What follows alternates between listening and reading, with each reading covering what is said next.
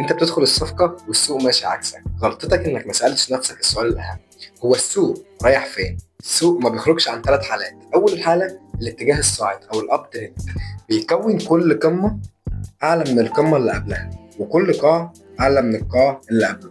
ده اسمه اتجاه صاعد، ساعتها بندور على فرصة شراء.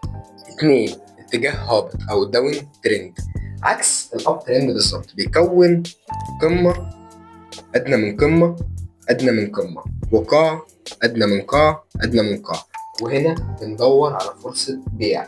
تالت حاجة وأخطر حاجة وأهم حاجة تركز معايا، تالت حاجة الاتجاه العرضي أو السايدوي. السوق بيكون مزنوق بين قاع وقمة، بين دعم ومقاومة، بيكون ماشي يتمرجح من فوق لتحت، وده بيكون أخطر وقت تخش فيه. المتداول الناجح ما بيخشش في الاتجاه العرضي، المتداول الناجح بيخش في الاتجاه السريع زي الاب ترند والداون ترند. خليك ذكي وما تخشش بعشوائية. قبل ما تحلل اسأل دايما: هو السوق رايح فين؟ الإجابة هي مفتاح دخولك. اتجاه السوق هو أول خطوة في أي نوع تحليل فني، ولو عرفت تجاوب عليه نص الشغل خلص. تابعني وهنكمل رحلة احترافك من الصفر للاحتراف، واعمل لايك لو الفيديو عجبك. سلام يا بطل.